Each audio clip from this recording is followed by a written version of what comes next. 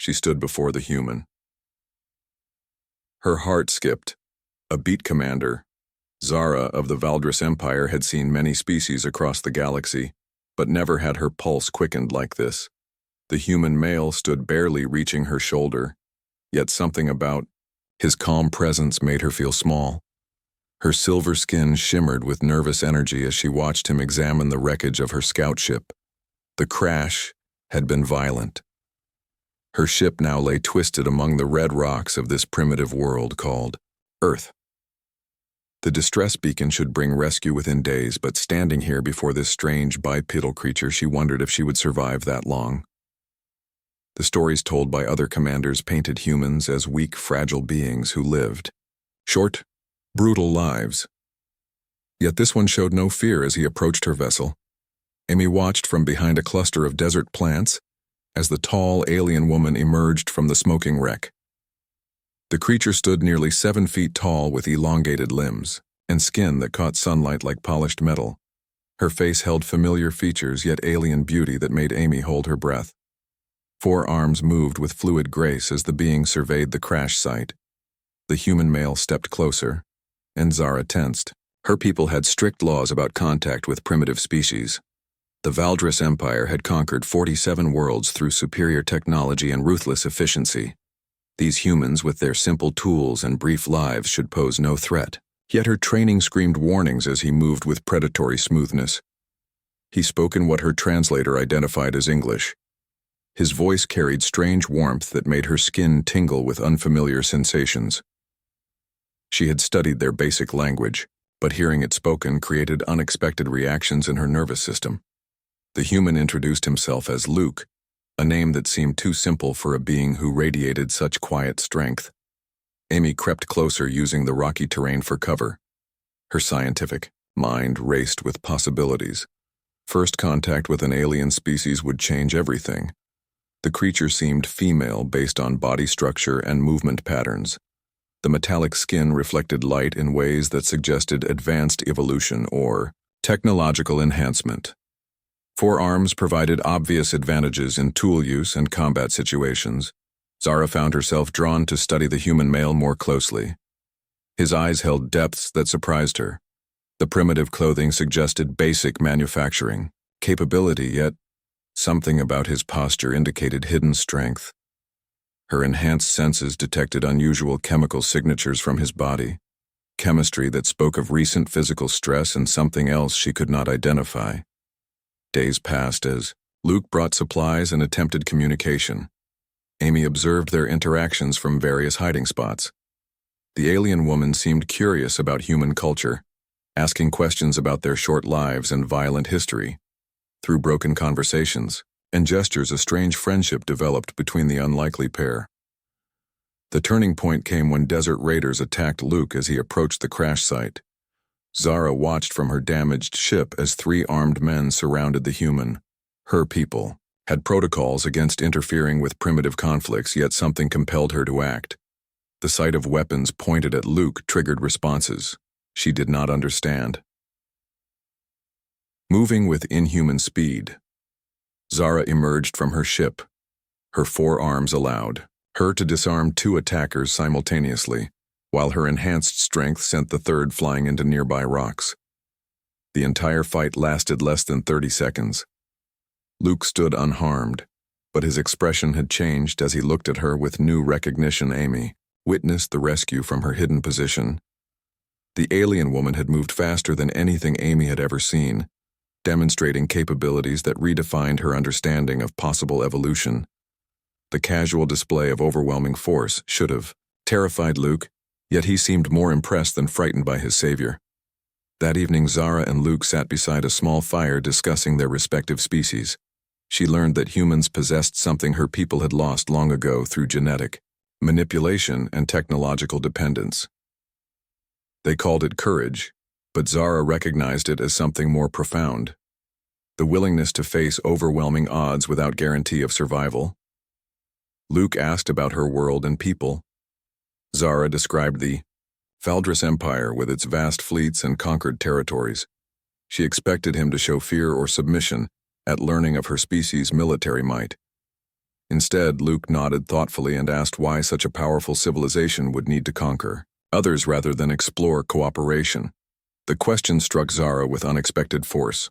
Her people justified expansion through claims of bringing order to chaos. Yet Luke lived on a world where humans constantly fought each other and still found ways to create beauty, art, music, and love things that held no strategic value, but somehow made existence meaningful. Amy finally revealed herself on the third day, approaching the pair with careful steps. Both Luke and Zara seemed surprised by her appearance but welcomed her presence. Amy brought medical supplies and additional food, along with dozens of questions about alien technology and culture. Through Amy, Zara learned more about human nature.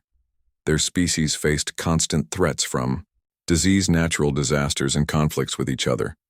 Yet instead of becoming bitter or cruel, most humans developed compassion, creativity, and hope, qualities that her advanced civilization had systematically removed as inefficient weaknesses.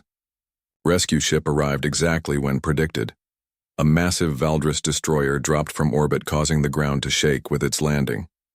Zara felt torn between duty to her people and growing attachment to these remarkable humans. Luke and Amy had shown her possibilities she never imagined. Captain Vex emerged from the destroyer with a full escort of Valdris soldiers. His cold evaluation of the crash site included dismissive glances at the two humans. Zara recognized the look her people reserved for primitive species deemed useful only as subjects or resources. When Captain Vex suggested collecting the humans for study, Zara made a choice that would define the rest of her life. She stepped between the soldiers and her human friends, declaring them under her personal protection.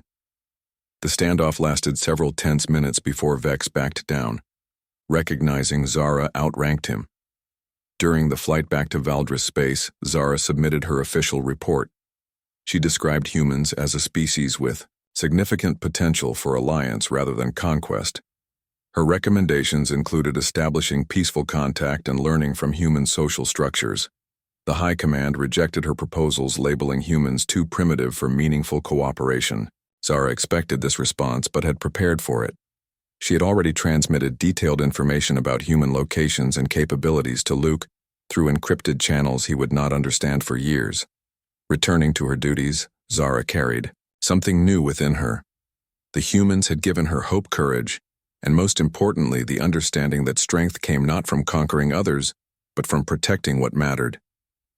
She began quietly building a network of like-minded officers who questioned the Empire's constant expansion. Amy continued her research, documenting everything she learned about the alien visitor. Her scientific papers would eventually reach government officials, leading to preparation for future contact. She never forgot the graceful, silver-skinned woman who moved like liquid light and treated humans as equals, rather than curiosities. Luke returned to his simple life in the desert, but remained changed by the encounter. He understood now that humanity faced a vast universe filled with both wonders and dangers. The knowledge prepared him for choices he would face when the ships returned, as he knew they eventually would. Years later, when Valdris scout ships began appearing in Earth skies, they found humans ready for contact.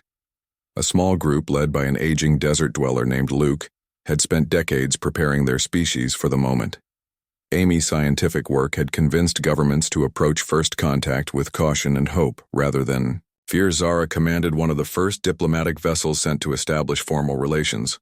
She stood again before humans, her heart skipping beats for entirely different reasons. The primitive species had grown into something remarkable while maintaining the courage and compassion that first drew her to them. The reunion with Luke and Amy marked the beginning of an unprecedented alliance between species, separated by vast differences in technology and evolution. Yet they shared something more important than advanced weapons or faster ships. They shared the understanding that strength meant protecting others rather than dominating them. Through patient cooperation, humans and Valdris learned from each other. Earth gained access to advanced technology and medical knowledge that eliminated disease and extended lifespans. The Valdris Empire discovered that conquest created only temporary power, while genuine alliance created lasting strength. Zara eventually retired from military service to become Earth's first interspecies ambassador. Her forearms proved useful for the complex diplomatic gestures required when representing multiple species interests. She never forgot the moment when a simple human male showed her that true power came from choosing to help rather than harm. The desert where her ship first crashed became a monument to first contact. Between the red rocks, a simple plaque bore words in both languages, celebrating the day when two species chose friendship over fear. And inscription ended with a phrase Zara learned from Luke that became her personal motto: "Courage makes all things possible."